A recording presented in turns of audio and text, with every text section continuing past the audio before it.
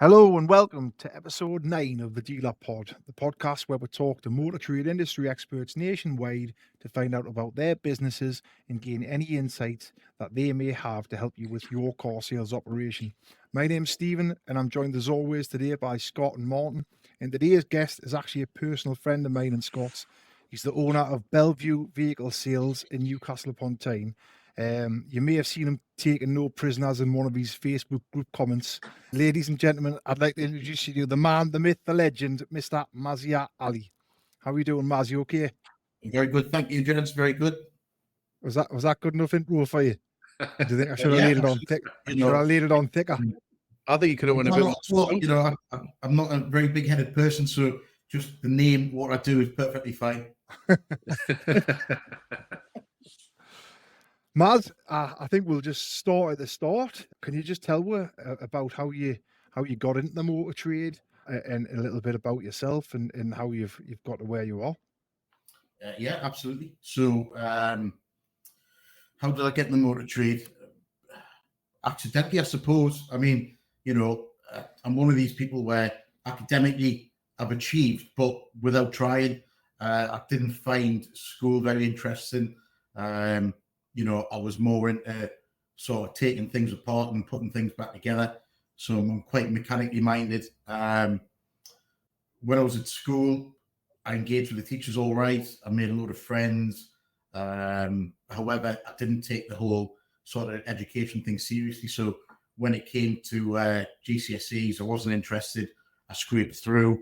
Didn't really know what I wanted to do. So I went to sixth form for a couple of years. Again, pretty much scraped through, and then it was a choice. All my mates were going to uni. Didn't fancy it. Me and my best mate at the time. He's still one of my best mates, actually. We just dossed around, went to college. He didn't go to any lessons, so he got kicked out.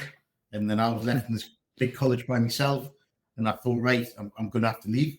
So I was always interested in sales, not necessarily sales of vehicles, just sales as a profession. And at the age of 18, I tried it in a different capacity. I haven't told many people this story, but I'll let you in on a little secret. So I tried door-to-door business energy sales. And Did you for really? the right person, it's a good gig. Going back, if I went back 22 years now to do that, I think I'd be a top energy seller, I'm telling you. However, back then it was just all fresh. I didn't have any guidance. I was dropped into it in the deep end, and I was there for 2 weeks, and it wasn't very good. So, an opportunity advertised at Springfield Motor Group, which was quite a big affair back in them days, and they had a job for a trainee sales executive. So I took that position. I was there for 6 months. The company I went to afterwards basically was set up by a few guys I worked at Springfield at the time. It was a lot closer to home for me. So I worked in a local Fiat dealership where I sort of learned the trade, sold a lot of cars, and really sort of established myself as a sales executive. Was there for 4 years. Went to Mercedes after that in Newcastle, and then came into a little bit of money. I thought I fancied doing this for myself. And me, my dad, we teamed up, went to the auctions, bought a few cars, got a little pitch, and we're 11, 12 years down the line now. When you said you're going to come into a little bit of money, Maz, and obviously you got yourself a little pitch. Can you go into a little bit more detail about that? How much money did you start with back in the day? Well, to be fair, it wasn't a lot. I mean, I say a little bit of money. It wasn't a lot at all. I think I was at Mercedes, being at Mercedes as a salesman. I got paid quite well, but I was a 24, 25-year-old lad. I used to spend everything that I earned, like you did back then when you're that age. Still do that now, me. Yeah. It takes a lot of discipline, I suppose. But so back then, I would spend everything. I didn't really save, and like I say, everything just came to me quite naturally. It was easy, but I had an accident. I had a car crash, and within that, there was a bit of compensation. I had a couple of big months at work, and I had about not a lot, probably about 10, 12 grand in the bank. And then things happened to work. I started by myself. I took like a bit of time out. I didn't have any big commitments. And then I went to an auction, BCA Newcastle. A good mate of mine was a regular buyer there. He still is. And I bought an S-Reg Audi A4 Quattro Estate, 2.8 pack. Yeah. That was the first car you bought, was it? Well, it was the first car that I remember selling. Right. Not necessarily the first car, but I always got a few trade cars through work and things like that anyway. And I would plug them when my dad's driving, stick them on Auto Trader and whatnot. But this was the first car I bought with the intention of selling it for the purpose of business. And this particular Audi, I paid in the book for it, paid the fees, which was phenomenal at the time, and then put it on the Auto Trader and eBay. An accountant from an Audi dealership in London actually bought it. So he phoned me up, we had a conversation. I delivered the car to him, got the train back, and I think I made about 1,800 quid in that car, which was wow. It was great. We've done that. Yeah, first deal, 1,800 quid, and then it's a race to replicate that. So right, okay, car 2, car 3, car 4. There wasn't 1,800 quid in it, but I wasn't dropping off in London. People are coming to me. I had a bit of a yard at the back of the house, and I could fit about 5 or 6 cars in. So we were. I say we. It was me and my phone, but I always refer to us as we because it sounds like you've got more than just yourself that you're dealing with. So I would take a phone call from a prospective customer. You've got this car. I'd like to see it. I could be in bed 10 o'clock in the morning. I was just a young lad. I was like, right, okay, give me half an hour. Just so I go and get the car. And in that time, what I was really doing was getting up, getting showered, and ready for this appointment. So, a little bit of time. I spent a year at home trading, and then my old man, he's in the restaurant and takeaway business. He was looking to sort of retire. I'll slow down at least. And then he says, well, listen, I can see you making a good go of this, and you're making some money. So I'll tell you what. And then he wrote me a check out for £50,000. And he said, well, we'll do this on the sort of, because I was just working from the house, I was just chancing it. There wasn't a real business plan. I could have went back to a main dealership at any time back then. Yeah. And it was just a bit of a chance. So he gave me this money, and then we went out and we got this pitch in Benton, which I still have. And we filled the site with 20 cars, and, the rest is history, I suppose. Is that where your actual first pitch was then? Was it? I didn't realise that. Yeah, so my Bellevue pitch now, the current one, the bits added onto it, but the first bit was the bit in front of the building. The cabins that we put on didn't exist. It was just the building, and we had about up to 40 cars outside. Mm-hmm. So then, as time went on, we took another bit on the back of Bellevue, and then across the road from Bellevue, and then down the road, and we had 5 sites in that state at one point. Mm-hmm. And were you always selling like sort of like specky stuff, like nice sort of BMs and Mercs and things that you try and deal with now, or did you start off with Fiestas and Corsas and things like that? Or well, I would say that 12 years that I've been in business, it seems like a long time, but it's actually a short time. And in that short time, the values of the cars has gone through the roof, really. I mean, if I look back to what I had on the pitch 12 years ago, I would have like 7, 8-year-old Audis, BMWs, and these cars were retailing for less than sort of 5 figures. So it was quite easy to buy stuff like that and have a pitch full of without sort of the need for funding and whatnot. So we built up quite a bit of money quite quickly because we took very little money out of the business. We worked all the hours there was, and we just didn't let any deals pass me by. It was just a case of you had to sell that car, regardless of whether you made a lot of profit, some profit, or a little bit of profit. And every part exchange was taken in as an opportunity as a free deal, really. You're saving your fees, you're test driving the car, you know exactly what the car needs, you're meeting the owner, and you can really sort of dictate what you want to pay for that car. You know what the prep and the recon costs are before you bought that vehicle in. So we really maximised on our part exchange opportunities and went ahead and retailed everything that we got. And what point did you start growing? When did you take your first member of staff on? So it was me and my dad, like I say. My dad was doing all the balloting. I was doing the buying, the selling. My dad helped me with the buying. So I was doing the selling, a bit of preparation. So we had an MOT station that we used. However, me personally, I was doing all the oil changes and brakes and things like that. Tires we were outsourcing, paintwork we were outsourcing. I think it got to about a year in, and I thought, you know what, I've got no days off here. I had no kids at the time. It was just me and the other half. And, you know, I just had no time off. And I thought, right, I'm going to have to invest in another member of staff. And I thought the thing I really don't like is getting my hands dirty. So I think I'll get a mechanic. So I got a mechanic, which ended up working really well for us. It meant that we could leave the site open whilst me and my dad went to auction, for example. And then as that went on, my dad, you know, he's got arthritis, so he couldn't work as a valeter in the cold. We ended up getting a valeter as well. Mm-hmm. Yeah. So that was probably about a year and a half in. What sort of numbers were you doing at that point? Can you remember? It's crazy because we were doing big numbers, and I say big numbers in terms of relative to the number of cars we had in stock. So, you know, if we had in 20 or 30 cars in stock, we were doing 20 or 30 cars a month. Yeah. And was that always sort of on the, were you always using Auto Trader, Maz? Has it always been there from the start for you? So the first thing I did, we set up a business, we set up a name, I phoned the Auto Trader. You know, I got a telephone number from someone, I phoned the Auto Trader. My rep back then, she came down, set everything up. Was that Sue?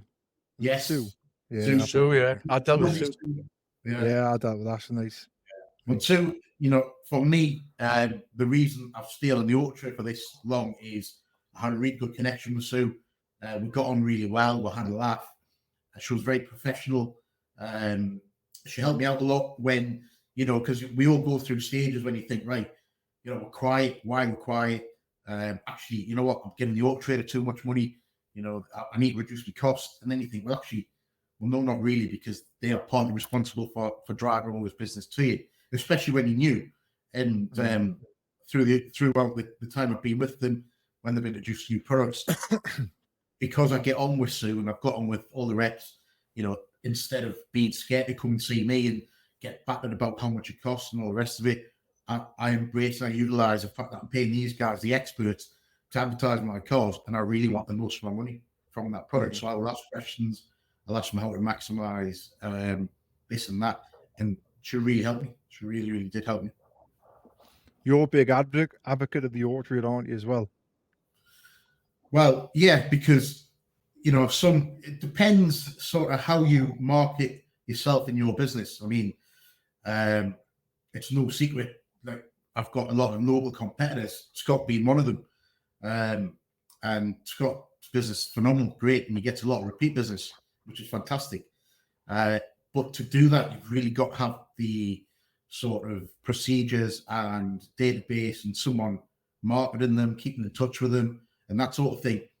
Car sales, from everyone else's point of view, you know, that customer you sold a car to, you might never see that customer ever again.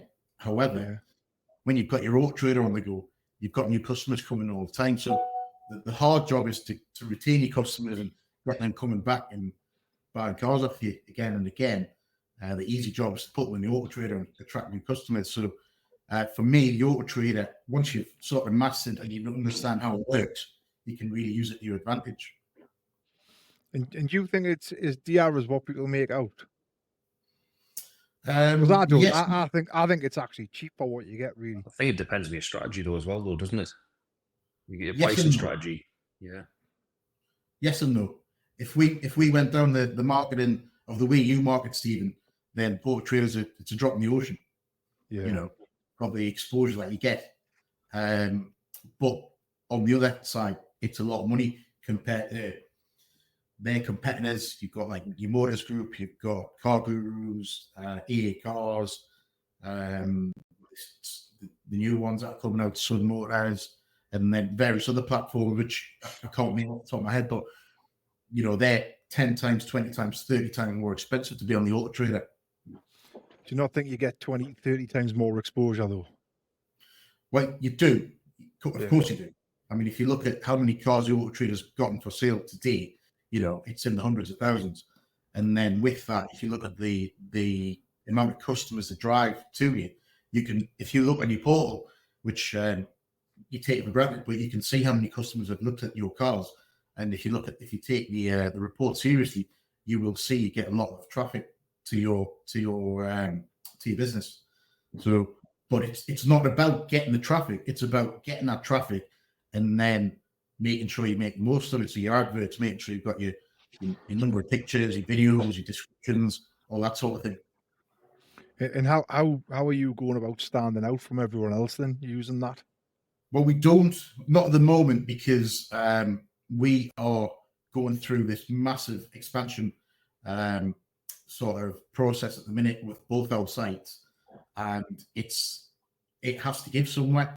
So we're quite consistent in doing enough deals to sort of stay in business and make a living. However, we have got the potential to do so much more.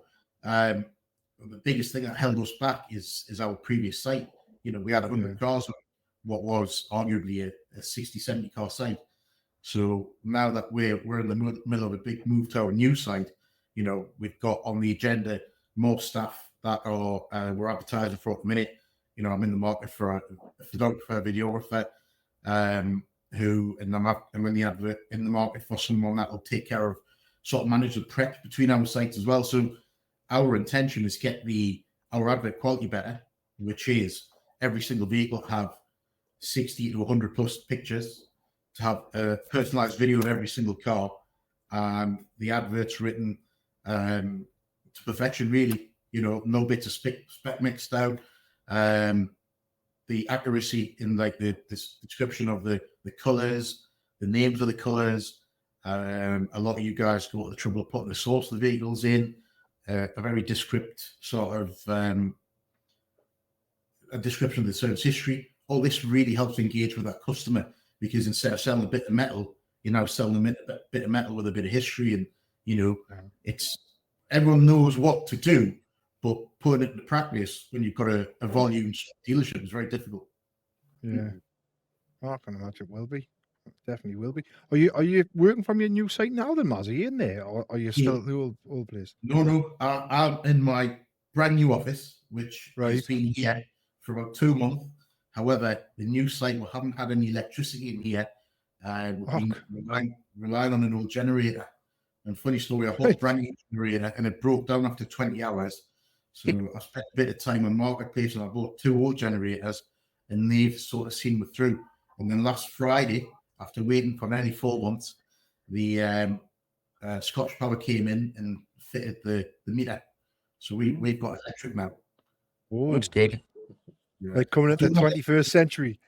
Well, I don't have my BT Superfast broadband yet, so I've got my iPad in front of me, streaming, like tethering with the internet. So we're not there yet. It took us, Maz, 8 months to get our broadband line put in the prep centre with BT. It was a battle. There's nobody you can speak to, and we even drove over to the offices over at, I think they're at the Merit Centre. We drove over there, and you're just like just a number, And we had to get a designated line into this building, because where we are, there wasn't a line on the industrial estate. Well, the biggest problem with expansion of any sort, and I'm sure you've witnessed this yourself firsthand, is a lot of what you want done is out of your hands. Mm-hmm. Yeah. So for us, we've had this site. We committed the site in February. We had the opportunity. Yeah, we had the opportunity to move to the site in July, unfinished, and it's October 14th now, and we're still largely unfinished. We've just got electric in on Friday, so we can get the whole camera system running now. Because until Friday, we only had cameras during working hours. You can't leave a generator on 24/7. No. So, there's some big problems that need sorting out, but we're on top of it. So what you still got left to do now then? I've got no water supply. Right. right? So that means that we have to use someone else's toilet. Yeah. Stephen does I can't- Yeah. Scott's got this thing, right? That he thinks that I like using the toilet at Redgate when I come over here to do these He does. podcasts. He does. Because he thinks, because obviously you've seen my site, you know, my site's obviously I've got porta cabins and what have you, and I've got like a portaloo, but it's nice. It's not the worst one in the world. And he just keeps ribbing us, saying like, "Oh, you've come here because you don't want to sit in the cool portaloo." It sounds good that he's selling it. As soon as he comes here, he goes missing for 20 minutes and then comes upstairs, the big smile on his face. Like, I like to spend a lot of time, you know. I bet you've got a heater on your toilet, have you? he might have one in his portaloo, but I haven't got one. I've got a heater on the portaloo, but it's not very good. We don't have toilets, so you know the initial thought was there's like a kids trampoline park next to us. I thought, right, I might try and make friends with them so we can use their facilities, but then it's just going to be weird. Grown men walking into this trampoline park and then I will be like, there's another police station across the road we're using there. He's been very sort of friendly, letting us use his toilet. Oh, that's all right then. So have you got any cars on there yet then or not? Or are you just waiting for everything else to fall in place? I've moved the other business on here, which we've got about 100 cars advertised and they're on site. Mint. Oh, I'm going to have a pop over and have a look. Definitely. I've been over. Yeah. Maz, you know you're talking about Auto Trader there. Do you use any other platforms? So we're very selective on where we advertise. And it's basically because within where we are, you know, we're not a passing site. So people could come, they'd be looking for us to find us. They won't be walking past us. If they do, it's by accident.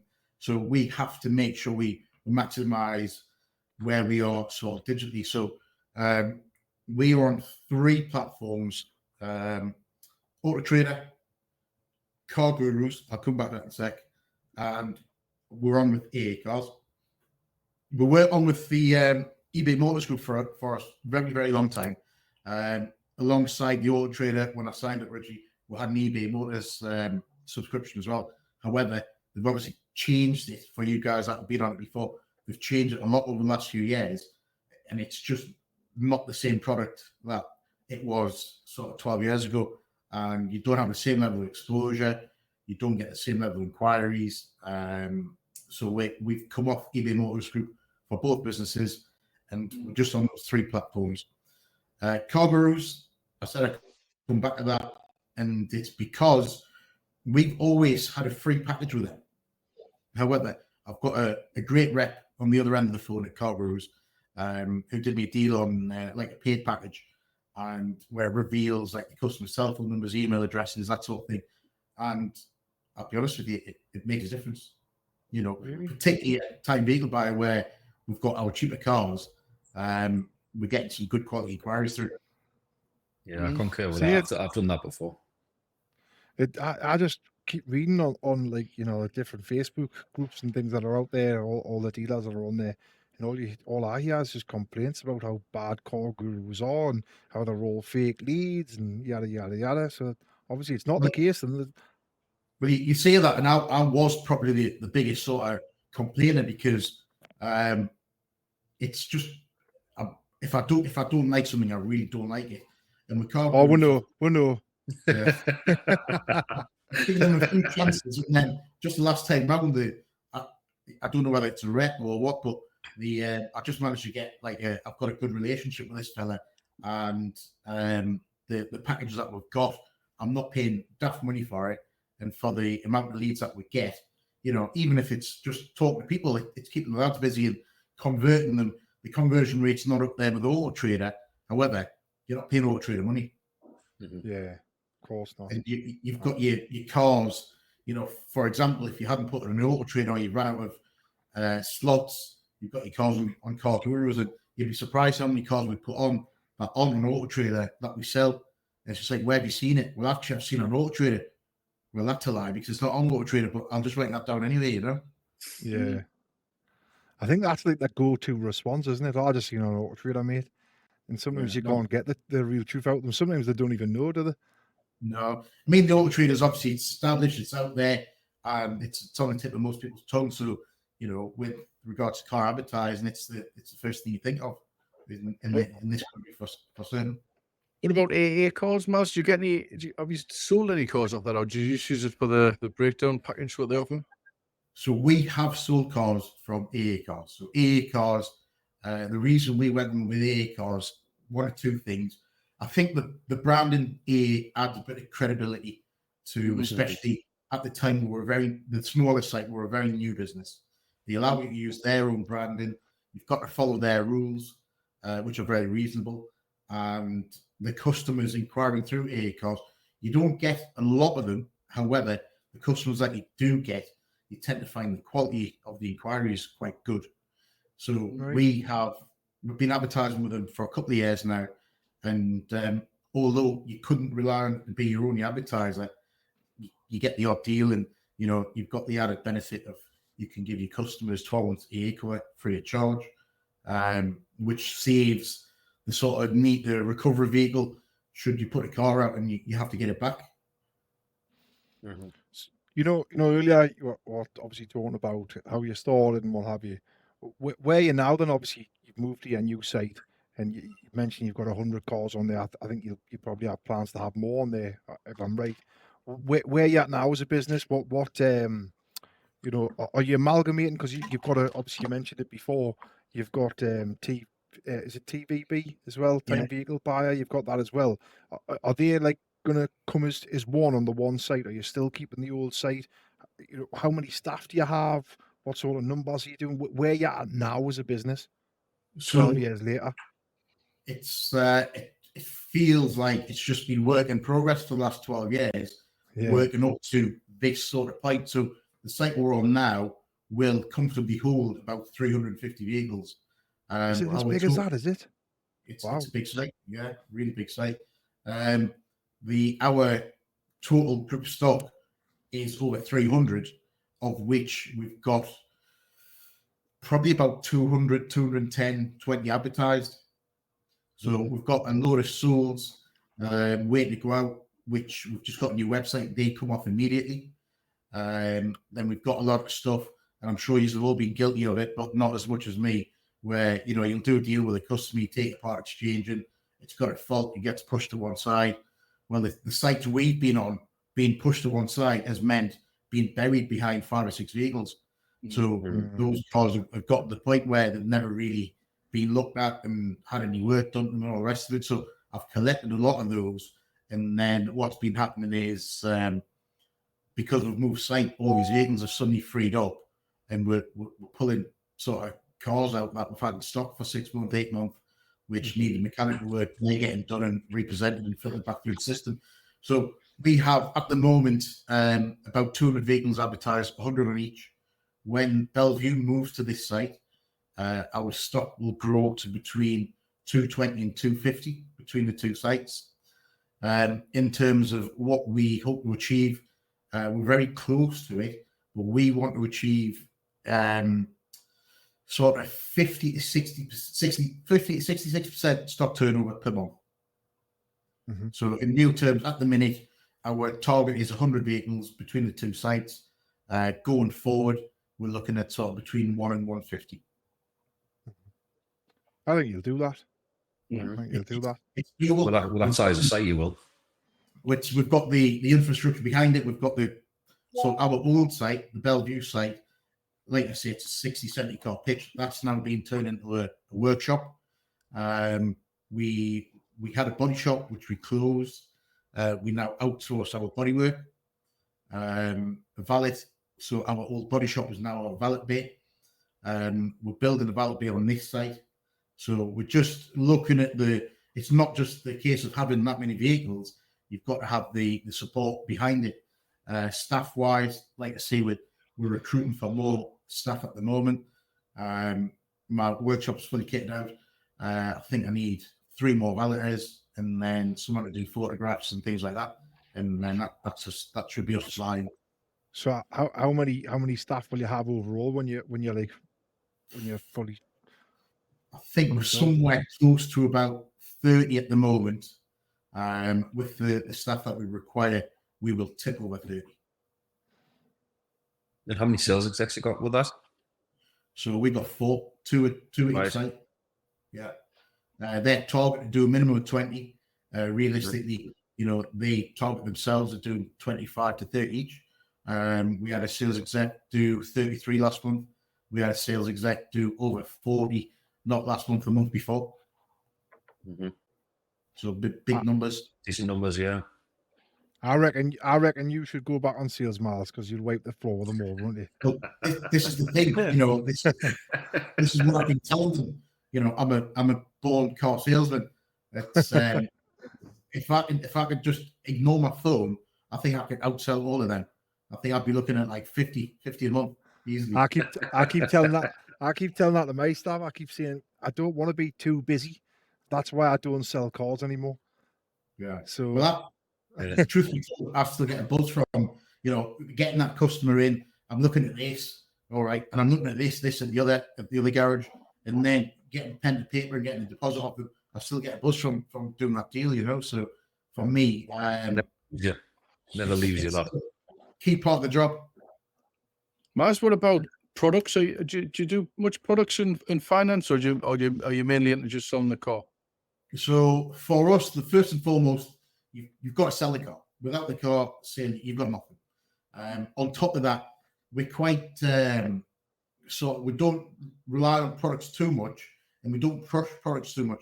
But at the same time, it's because our business, like I've said to you, it feels like it's been work in progress for a long time. So it's hard to introduce products and things that you want to sell when you haven't got the structure behind it. So at the moment, we sell finance, we sell a lot of finance, and we do warranties. And we've got a good warranty department, and we've got a great product. And they're the two things that we sell. who are you using for your warranties, Maz? So we use Auto Protect. Yeah, and you find them good. Auto Protect they're a good company. I've been with them for a long time. We moved away from them to another company for a short period of time, and it lasted about 6 weeks, I think. And then we went back with the tail and two legs, and then we've never attempted leaving them. I think we must get at least a sort of 5 or 6 warranty reps through every month. And some of these people I actually know personally that have taken jobs as to sell these warranties, and they don't get through the front door. Yeah. Well, that's a good thing for them, isn't it? I suppose. Sorry, go on. Warranties, it's a lot of it's very much and I'm sure you guys will agree, it's very much a give and take relationship. If you're giving them all the business, and when you need to take from them, they'll be there to support you. Whereas if you're very picky and choosy with what you warrant and don't sort of give them that amount of loyalty, then you can't expect the same back. Yeah. We're using a warranty company at the minute, and to be honest with you, you both know I've never really used warranty companies. I've always just stood my own, and we'll start with this warranty company. And to be fair to them, that they're paying out a lot, but they're probably paying out too much, if I'm honest with you. And Right. and our profile of customer, is a subprime customer, and if a I don't know, I'm trying to think, if something snaps off the vent or something they want to claim on the warranty, rather than pull a couple of quid out of their back pocket. So they're just claiming for absolutely everything. And we're having a little bit of go back and forth with the warranty company now, because they're saying, oh, your burn rate's too high, And I'm saying, well, hold on. Got a list of customers here who you've paid things out for. I'm saying, why you paid that out? Why you paid that ball joint out after 4 months? And the customer's done 8,000 miles in the car, just stupid things like that, where they're just, I'll just pay it out, and then they're coming to us saying, well, what's this? Why we're paying so much money? I'm like, well, because you haven't trained your staff correctly. Yeah. But we're just An excuse to put the premiums up for you. well, maybe that's what it is. I don't know. I mean, warranty company, you've got to have someone that's sensible. We as a company, in the past, we've been guilty. Customer comes back with the smallest of complaints, and it's just like, right, we'll fix it for you. But realistically, the customer's bought a second-hand vehicle, and and they can't expect everything to be covered. So we've had customers back after 6 months for tires and things like that, expecting to be covered. And it's just about having a sensible conversation with them. You've bought this vehicle, and then we will do this work for you, but there will be a cost attached to it. So we wouldn't want a warranty company to take over that sort of logic. We deal with the customer in the first instance, and then get the warranty company involved if they're out the area for a start. We'll let them administer their own claim, or it's something that needs to be paid for by them. That's when we get involved. So you actually tell the customer to ring you rather than the warranty company first. Is that right? Well, I'll tell you why. We've just changed things again this last week. We've got a new service manager in place. So if you think of it this way, you bought a car from Bob, right? You haven't bought a car from Dave in the service office. You bought a car from Bob. So if you have a problem with that vehicle, you don't want some random bloke ringing you up and saying, "Oh, listen, I know you bought this car. You've got Bob, who you've dealt with all the way throughout." It's like, "Listen, Bob, I bought the car from you. Oh, how you doing, Bob? How's your missus? How's your kids? All that sort of thing." It just warms that customer up straight away. And then say, "Right, you've got a problem with your car. Okay, what you done to it? Let's have a look." And then we just got a better approach to deal with that customer. We've been hit with a spate of one-star reviews between both the sites, and it's not necessarily because of what we've done for the customer, but how the inquiries have been dealt with, how the problems have been dealt with. And we're genuinely not a business that sort of we rely on our 5-star reviews, and we treat our customers to expect back a 5-star review. We don't mess anyone about. We don't tell them we're not going to do this, that, and the other. We really look after our customers. So to get a low 1-star reviews, you got to really look at the process, and a lot of it is down to how you handle these things. If you get fucked off straight away and the person doesn't call you back, you straight onto Google, put the 1-star review on, and you backtrack. So for us, for warranties, it's an easy way to retain the customer in terms of making sure they're quite happy. You've got a problem with the vehicle, ring us first, let us deal with it. Don't ring the warranty company. We'll deal with it. And then a lot of the things, you just want a bulb. I'll tell you what, pop down, 20 pence bulb behind in for you, and they're happy because they're getting something for nothing. Mm-hmm. Well, with Auto Protect as well, now I think they're very good. We've used them for 10, 11 years. I think the service we get, obviously Lee Myers looks after us, but I think they're a very professional company to deal with. And when you submit a claim through their online system, very little problems. But sometimes we've got problems with the time, what's allowed, like labour time. Yeah. And we've compared it separately with Haynes or somebody, which doesn't match up with their system. So they might say, "Oh, you only allowed so much time," and we've went back and queried it. But in general, they're very good. And we use Warranties 2000 as well for the free warranty what we'll give away, and we've been with them since the start, 14 years. Well, you see, we've got a deal with Auto Protect where, because they administer a scheme as well as do their own warranties. So for us to keep the branding the same, whether the customer's on a free warranty that they've been given, it's just a 3-month one, or they're paid to get a 12-month warranty, it's all through Auto Protect. Well, Lee wanted the pot scheme from us, but obviously, because we've been with the other company for 14 years and hadn't done anything wrong, I thought it was a bit wrong, So he keeps knocking on the door and asking for it. The main warranty business, I was offered 40 grand from a warranty company. He said, "I'll put 40 grand in your personal account to give me the warranty business." Yeah, I said no. Well, again, it's because that thing I said about loyalty, you've got that loyalty with warranty. Yeah.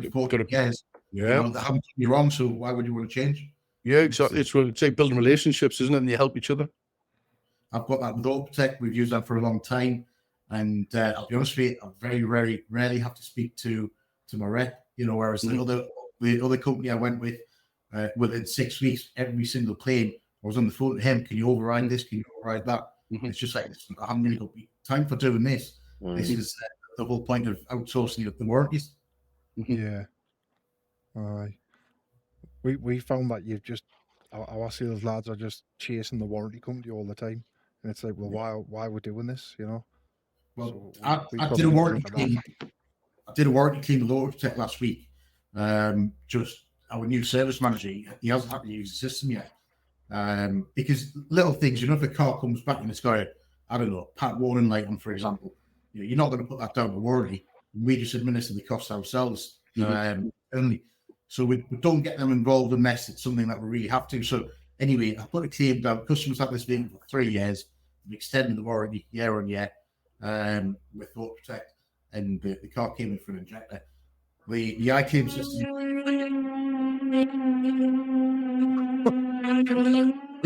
What on earth is that?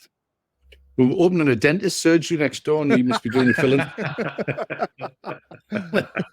The iClaim system, I had a claim built in a couple of minutes. I submitted it, was accepted. We accepted their terms. They were slightly different to what we put down. And then I think I did that on Friday. Looked in the bank this morning, and there was 2 payments from Autotech for the 2 claims I did on Friday. That's good. Very quick in terms of processing. We got a 1-star review over the weekend, reference a warranty. It was from this lady, and it was something like, rip off, don't go back to them. Sold me an expensive warranty, charged us for diagnosis, and then didn't fix it or something. So we need to investigate that one. But sometimes, the dealer can get the backlash of the warranty if something isn't covered where it wasn't covered from the beginning, but the consumers don't understand that. Well, this is the danger of warranties. You can go to the trouble of selling our lads. They're not targeted as such on warranties, but it's an additional product for them to sell.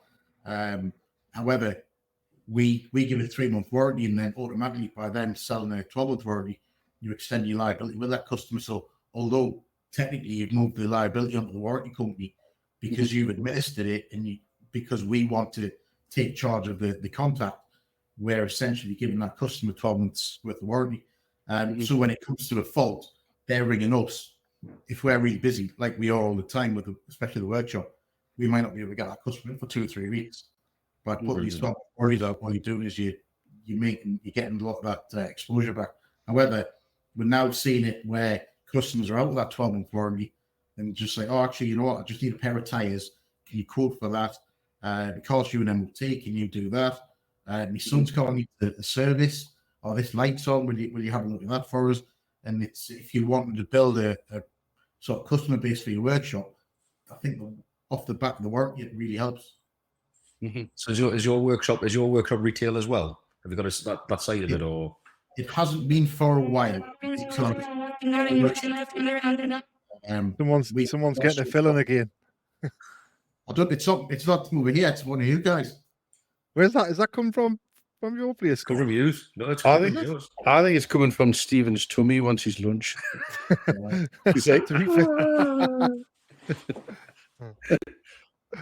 So with regards to the workshop, we've got to a point when all the cars going through were our cars, custom problem cars, and that sort of thing. Whereas now we're putting more cars through the workshop. However, when we move site, we're going to have a massive car park in the front of the building, which is, we can take into retail work.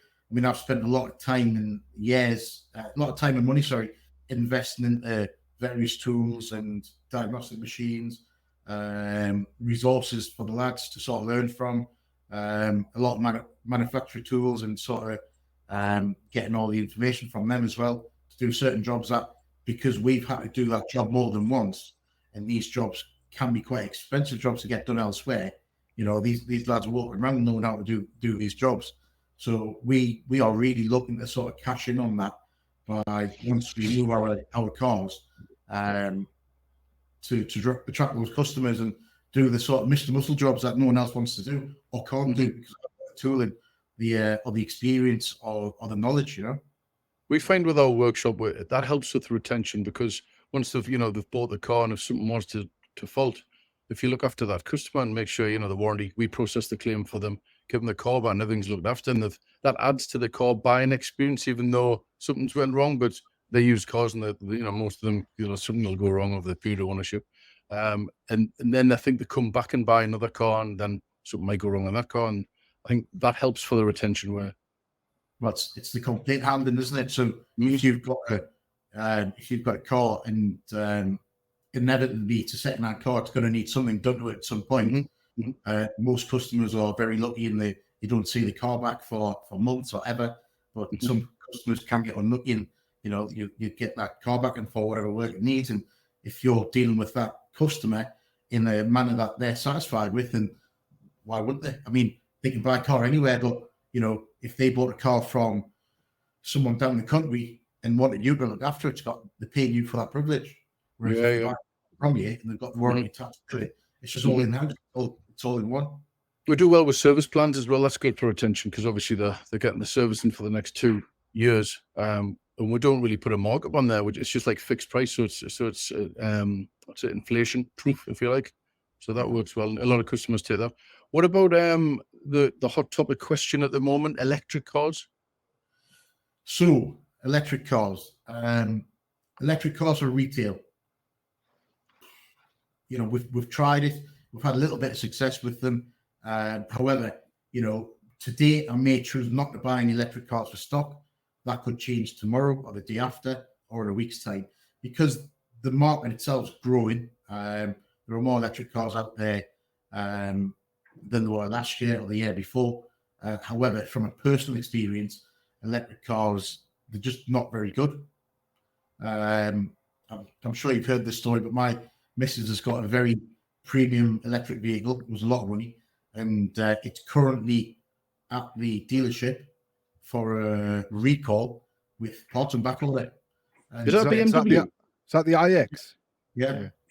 So this particular vehicle, we bought it brand new in October 22. And then within the first year, it went back for a new steering rack. It was actually there for 2 months. We ended up with an iCar for 2 months from BMW. And then it's gone back for the same thing. Yeah, Eric, we were chatting to Eric the other day, and I think he's got the same car and very similar story. And he said on his, there's some kind of a control unit which fails when it reaches like 10,000 miles, and they just seem to go, and it's a common, like on forums and so on, and they can't get them on their own back order. And then when he got one, I think, I can't remember how many thousand mile he did extra on it, and then the same fault, the control unit failed again. If you think of it from sort of a retailer's point of view, that vehicle is in manufacturing warranty. And I've seen the invoice that was produced on the back of that recall because they left a copy in the car. Those bills, as an independent, we're not geared up to service, repair, and sort of maintain these electric vehicles like the manufacturers are. And the manufacturers even now, evidently, they haven't got the parts, they haven't got the knowledge, you know, they're struggling to get these cars done. So it's all very new. In terms of retail, I think the electric cars just need to be in the main dealers with the warranty. Whereas that car that I've got, if it was over 3 years old and it needed a steering rack that's getting now, if it failed and it wasn't sort of subject to recall, the bills, you know, it's eye-watering. It's a holiday, it's very sunny. So, you know, it's I know a lot of the warranty companies are coming out with EV products as well. I know RAC, for instance, got an EV product, but the cost of the premium is just astronomical compared to a normal. It's because £1,000 plus for 12 months. It's because you can't take it anywhere other than the main dealer. Yeah. If that car came to us, we'd have to refer it to the main dealer. Simple, straightforward. You know, my guys, they've got EV training so they can isolate batteries and whatnot, but they can't sort of, they're not going to be confident removing batteries and, you know, service and whatever else they need. And certainly things like steering racks they can do, but it's these ones that order from the manufacturer, you can't get them. Mm-hmm. To the point where BMW are putting us in a very expensive hire car for probably about 2 months again, like they did last time, until we get our car back. Mm-hmm. So they're worrying for the used car market, though, isn't it? Well, I've got I-Pace in stock, which is a lovely car. I picked this one up, drove it myself, drives fantastic, and I thought it'd sell straight away because it is phenomenal value on a PCP. We've got it priced very well as well. And to be fair, I think there's a lot on the market, and you know, people are getting to the sort of understand that if it's got a fault, it's going to Jaguar, and they're not going to be cheap to fix it. Mm-hmm. So I think within warranty, it's a sensible purchase for the user. Out of warranty, just not good for retail. Mads, where you buying most of your stuff from nowadays? So I buy from all over the place. I'll buy from traders, I'll buy from private customers, I'll buy from auctions. Because I need a volume of vehicles, I generally now stick to the auctions and auctions only. We are quite lucky with taking a lot of part exchanges. The way our sites are marketed, we do get a lot of people just ringing up wanting to sell vehicles to us. With our location, we do get customers driving in. I've been to this garage, I've been to that garage, they've offered me this much, what would you give? And then our salesmen really get to work on them. It's a case of, are you ready to buy? Are you ready to sell your car now? You know, if I give you this now for it, are you going to sell it? And then we do buy some cars off customers just driving in on our site. We don't market many people sort of digitally to try and get the cars off them, because I think you're entering a playing field where there's a lot of people doing that, and you know it's easy enough to band a price around via email, text, or whatever. Yeah. Or it's really when you've got it in front of you, you've got the real opportunity to buy it. Do you miss the physical auction at BCA? Do you miss walking at BCA? Miss seeing Well, the install at BCA? Oh, you know, it was a highlight of my week. Maz, remember the wind-ups? I still do it, you know, Which every day. When I used to wind up Stephen, Yeah. you know, Oh, I'd say, I've got a great idea, and he'd tell us, what is it? I'd say, I can't tell you yet. And that was just I don't think Stephen knows it's a wind up, that, you know. I do now. I do now. I let him in. I let him into secrets, but I still do it now. No. Well, I still visit a couple of physical auctions. I've got to Mannheim, and I've been going to Wilson's a little bit. For the cheaper site, I find it very difficult to buy just online, because when the cars arrive, you know, they're not obliged to put as much information on as they are with more expensive vehicles, and you just end up with nasty surprises. So it's easy for me to sort of spend a bit of time in an auction. I can go to an auction and buy 15 cars in 2 hours, which I couldn't do that any other way. And when you need a volume of cars, you need a volume of cars. So I can't spend 2 hours on Auto Trader, Car Wild, Motorway, whatever, you know, to buy that number of vehicles where I can in an auction. And yes, you're paying for it, but when you're buying sort of that numbers, you know, if you have a problem with a vehicle that they didn't know about, you only found out about because you got the car back, you know what, they're more open to helping you out with it. Whereas you try and take a motorway car back, you know, they're just going to tell you to get lost. You get an opportunity in motorway to inspect the vehicle first, though, don't you? And drive That's it. the thing. For us, because we need a volume of vehicles, it's the only sort of way, given the lack of time, to get that volume. Do you think BC will go physical again in Newcastle? Have they tried any other sites nationally? So BCA, if you watch what they do, they have, I think they had a couple of physical sales at some of the southern sites. I got an invite via email to a couple of them, and they just weren't the local ones. So in Newcastle, I think they've changed the structure of the place to support the way they sell vehicles. However, they bought another building, so you know you never know what they're going to do. Oh, have they really? Didn't know that. Yeah, I seen all the Harris fencing around it the other day. Yeah, I do personally miss going to BCA. Like I used to buy a lot out of there. Like, and I just find locally anyway, Mannheim and Wilson's, they don't have the volume of cars that BCA used to have. You know, not for the stuff that I'd want to buy anyway. You know, You liked Margaret as well in the coffee shop, didn't you? You were a big fan of hers. Margaret was lovely. In the She was coffee lovely shop, to you. yes. Yeah, sure. Did great poached eggs. So the black card dinners on Scott's black card. I do miss them breakfasts actually. Yes. Yeah, the black card was great. Yeah. Maz, are you still working as hard now, do you think, as when you started? Are you still grafting all the time and all the hours God sends? No. Yes and no. Right. So the thing with my job is I enjoy what I do. You know, for me, coming to work isn't just a means to make a living. You know, I like cars, I like the staff, you know, I like the job in itself, which is probably why I'm quite sort of open to helping people and things like that. But hours, I don't keep a track of hours. It's not like I'm coming to work for someone. There isn't a track of hours. So as the business gets bigger, I'm delegating more of the jobs that I do out, so it frees up a bit more time for me. So I think this year I've been away about 4 or 5 times, which I can't remember the last time I had that many holidays in 1 year, you know. And then we're talking about going away at the end of the year as well. So yes and no is the answer. You know, this is a work in progress where you are now.